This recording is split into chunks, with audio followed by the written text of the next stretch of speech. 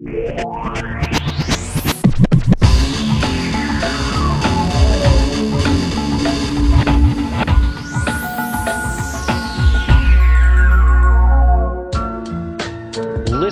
and remember, what we're talking about is propaganda.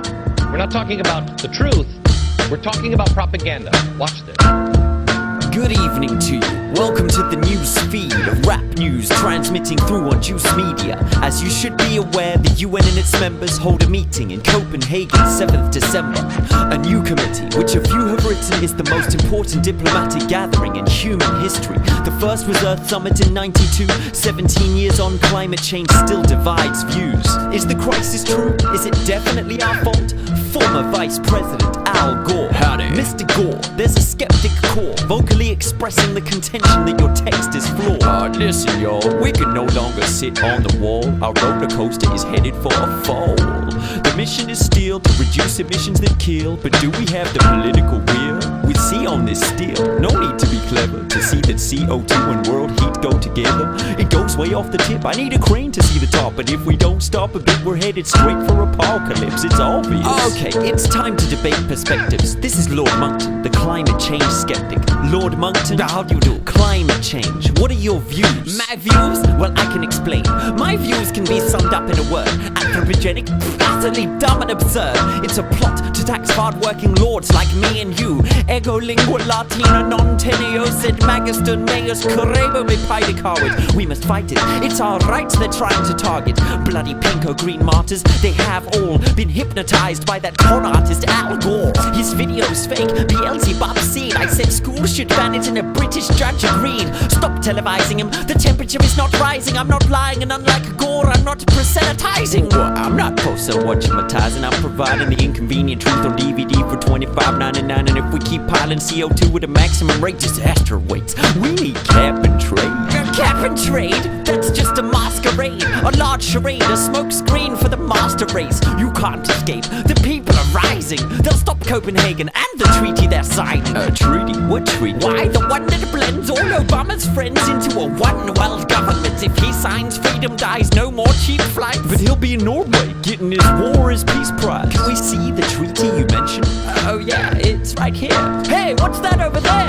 Oh, you don't need to see it. I remember the words. They want to tax our wealth for the developing world. And you don't feel obliged to provide some assistance when we still generate 90% of emissions? We're not in debt for emissions. We made the empire. The natives should pay us for elevating them higher. The queen kept the money, the poor get the boot. Now they're running little schemes trying to play us for our loot. Speaking of proof, have you seen inconvenient truth? I found 35 fallacies that need to be removed. 35. Maybe that's why the Academy liked it. Look, it ain't perfect, but it's backed by science. Backed by science, trying to attract high finance. Keep average guys blind and taxed by tyrants. Sure, Viscount, you care for average guys' crisis. Weeping in your castle as the black tide rises. And prices? The IPCC are Marxists, trapeze artists bleeding the free market. We're the target. They'll keep us herded in corners. One currency, one government, a new world order. It's better than the corner. Let this fact just sink in. World, unite or face the sick mass extinction. A feedback cycle, death of the Gulf Stream. We need clean coal or it's the end of the Holocene. That's just postulated. We've got to collate it. Secretly, these people want the earth depopulated. A communist dictatorship, a way station.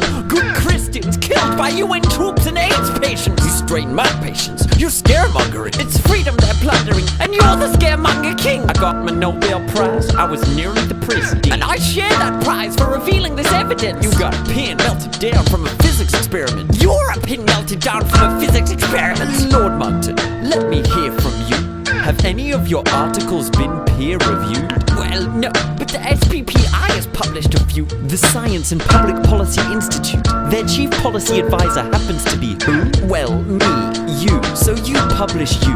I think we've heard enough from you. People, please, research the truth. Nowadays it isn't tough to do. Mr. Gore, Robert, we need global governance. A new world order to replace local governments. And I suppose who better to comprise it than the very same people who altered the climate? Well, sure, who else? Perhaps the same ones who took care of the planet until we came along. Okay, Pocahontas, what kinkiness you into? Want us wearing loincloths, living in igloos? People need to just carry on. We have schemes to offset emissions by planting trees. reuse money for new trees. Why not use it to assist local tribes to preserve forests that still exist? Would that make me more rich? No, tax is the way. And if that just fails, I'll become Captain Tree! That's about it for this episode. But I'd like to end the show with some thoughts before I let you go. Some commentators are now on their feet, saying climate change is a plot by the power elite. It's tempting to cry victim when the system curbs behavior. But are we the victims, or are we the perpetrators? Our wealth was extorted from the turf of our neighbors.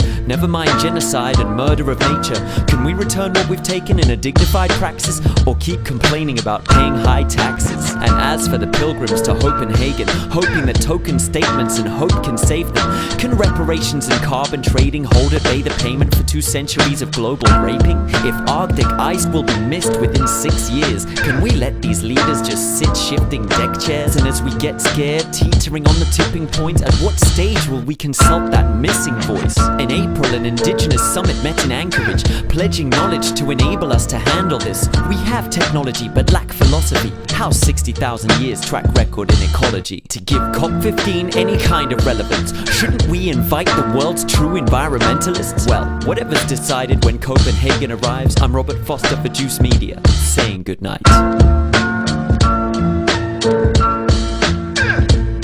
Wow, there's a lot to do. Remember the good old days when we could sit back and just watch TV and it really didn't matter? Not anymore. Always get the money.